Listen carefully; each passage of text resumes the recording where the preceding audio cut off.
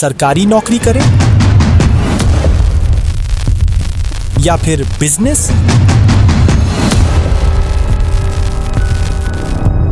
ये सवाल हर युवा के दिमाग में आता है। आज इस कहानी के जरिए हम देखेंगे कि सक्सेस का असली कारण क्या है और क्या वाकई सरकारी नौकरी ही बेस्ट ऑप्शन है या फिर बिजनेस का रास्ता ज्यादा सही है। तो चलिए शुरू करते हैं एक ऐसी कहानी जो आपको सोचने पर मजबूर कर देगी।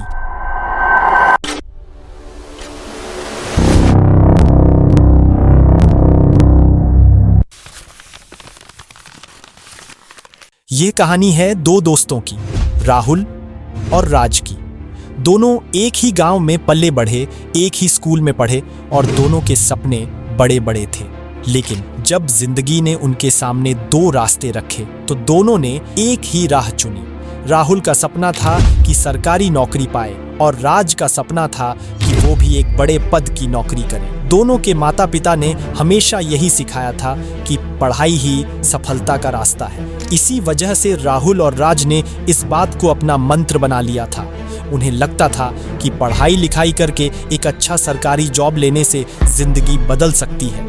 सबसे पहले राहुल और राज ने गांव से पढ़ाई की और 10th का एग्जाम दिया, लेकिन दोनों का रिजल्ट अलग अलग निकला। राहुल अच्छे नंबर से फर्स्ट आया और राज सेकंड। जब राज के माता पिता को ये पता चला तो उन्होंने राज को बहुत डांटा। गांव वाले भी राज को ऐसे देखने लगे जैसे वो अब जिंदगी में कुछ नहीं कर सकता। राज अंदर से बहुत टूट गया था, लेकिन उसने अपने दुख को किसी के सामने नहीं आने दिया। उधर राहुल के पिताजी ने उसे माला पहनाई, क्योंकि वह सिर्फ फर्स्ट नहीं आया था बल्कि 80% मार्क्स भी लाया था। कुछ दिन बाद राहुल को शहर भेज दिया गया 12th की पढ़ाई के लिए। राज के माता पिता को जब यह पता चला तो उन्होंने भी राज को राहुल के साथ शहर भेज दिया। अब दोनों शहर आ गए और भी अच्छे से पढ़ाई करने लगे। 1 साल बाद 11th का एग्जाम दिया, फिर दूसरे साल दोनों मन लगाकर 12th की पढ़ाई की और दोनों ने 12th का फाइनल एग्जाम दिया। एग्जाम देने के बाद दोनों रूम पहुंचा तो दोनों ही खुश लग रहा था, क्योंकि इस बार एग्जाम अच्छा गया था। जब 12th का रिजल्ट आया दोनों ही फर्स्ट आए थे। अब उन्होंने ठान लिया था कि बड़े लेवल की नौकरी लेकर ही रहेंगे। 12th के बाद दोनों कंपटीशन की दुनिया में उतर गए और कोचिंग ज्वाइन की। राज जब पहली बार क्लास में गया तो इतने सारे स्टूडेंट्स को देखकर घबरा गया। उसे लगा, क्या मैं वाकई इनसे मुकाबला कर पाऊंगा? राज डरते डरते क्लास कर लेता। पहली क्लास के बाद जब राज अपने रूम में वापस आया तो उसे एहसास हुआ कि सरकारी नौकरी पाना इतना आसान नहीं है। लाखों स्टूडेंट्स तैयारी कर रहे हैं। वो सोचने लगा, क्या सिर्फ पढ़ाई में अच्छा होना ही सफलता का रास्ता है? उधर राहुल पढ़ाई में पूरी तरह मग्न था। उसके मन में सिर्फ एक चीज चल रही थी, सरकारी नौकरी चाहिए। दोनों ने मिलकर 2 महीने मेहनत की, अलग अलग क्लास ज्वाइन की, सीनियर्स से मिले। धीरे धीरे उन्हें समझ आया कि हर साल लाखों लोग सरकारी नौकरियों के लिए फॉर्म भरते हैं। रेलवे ग्रुप डी की एक वैकेंसी में 1.5 करोड़ लोगों ने फॉर्म भरा था और सीटें थीं सिर्फ 32,438। मतलब एक सीट के लिए 354 लोग, यानी सिलेक्शन का चांस 0.3%। अब राहुल और राज को समझ आने लगा था कि सिर्फ मेहनत काफी नहीं है, 353 लोगों से बेहतर भी बनना होगा। राहुल अब भी तैयार था, लेकिन राज डर गया। उसका मन अब सरकारी नौकरी से हटने लगा। कुछ ही दिन बाद क्लास की छुट्टी हो गई, जिसके कारण राहुल तो अपना घर चला जाता है, लेकिन राज अब भी बुरी तरह सोच में डूबा था, क्योंकि अब सवाल था उसके पूरे करियर का। इधर राहुल घर आने के बाद अपने पापा के खेतों में हाथ बटाने लगा, क्योंकि उसके पिताजी किसान थे। उधर राज पूरी रिसर्च के साथ बिजनेस की सारी जानकारी ले रहा था। राहुल कुछ दिन अपने घर में रहता है और उसके बाद पढ़ाई करने के लिए शहर जाने लगता है। तभी उसके पापा कहते हैं, बेटा, सरकारी नौकरी में सुकून है, हर महीने फिक्स सैलरी और समाज में इज्जत मिलती है, इसलिए बेटा अच्छे से पढ़ाई करना। राहुल ये सब सुनकर और भी मोटिवेट हो जाता है। उसने अब ठान लिया था, सरकारी नौकरी लेकर ही रहूंगा, चाहे जो हो जाए। उधर राज अब भी सोच रहा था, आखिर मैं सही फैसला ले रहा हूँ या गलत, और क्या माँ बाबूजी मेरी बात मानेंगे? कुछ देर बाद राहुल अपना रूम आ जाता है। राज कुछ देर सोचता है और फिर अपने मम्मी को कॉल लगाता है। हेलो माँ। हाँ बोलो बेटा, क्या हुआ? बहुत परेशान लग रहे हो। माँ, मैं अब पढ़ाई नहीं करना चाहता हूँ। क्यों, क्या हुआ बेटा? माँ, मुझसे अब पढ़ाई नहीं होती। अभी के समय में बहुत ज्यादा कंपटीशन है और नौकरी होने चांसेस 1% भी नहीं है। वो सब तो ठीक है बेटा, लेकिन पढ़ाई तो करनी पड़ेगी ना। माँ, मैं पढ़ाई नहीं करूँगा, मैं अब बिजनेस करूँगा। सिर्फ नौकरी ही अच्छी लाइफ नहीं दे सकती। राज अपनी जिद पर अड़ा रहता और गुस्से से फोन काट देता है।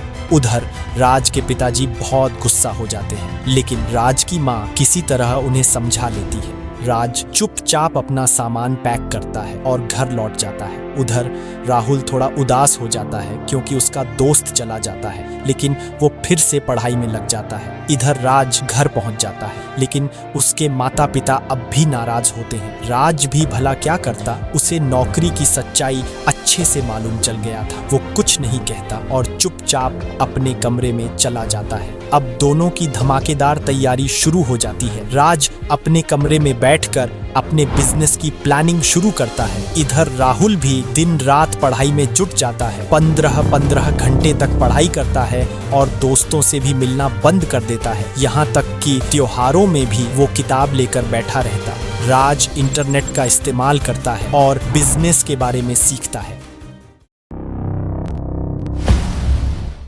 कुछ साल बाद राज खुद का ऑनलाइन और ऑफलाइन स्टोर खोलता है। शुरुआत में वो छोटे लेवल पर सर्विस देता है।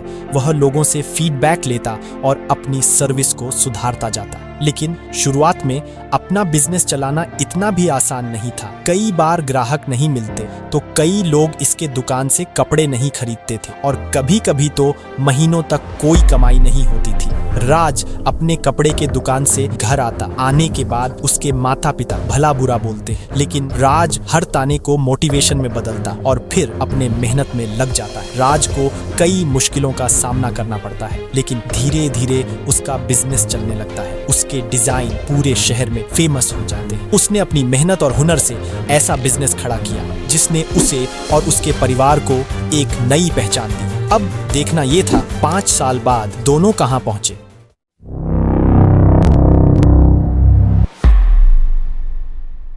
पांच साल बाद राहुल अभी भी सरकारी नौकरी की तैयारी कर रहा था।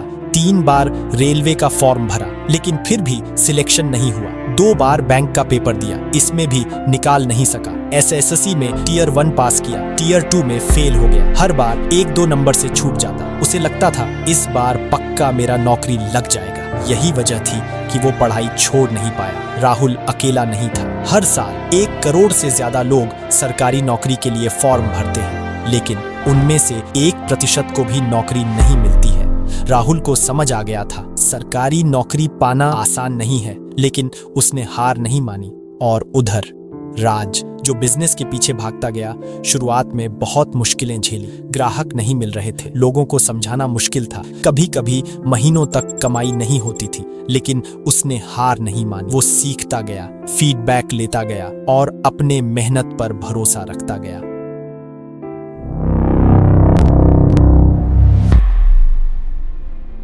5 साल बाद राज की अपनी क्लोथिंग ब्रांड की कंपनी बन चुकी थी। अब उसके पास 50 से अधिक लोग काम कर रहे थे और वह महीने के लाखों रुपए कमा रहा था। राज ने सीखा, बिजनेस में शुरुआत में कई मुश्किल होती है, लेकिन एक बार सेट हो जाए तो आप खुद के मालिक होते हैं।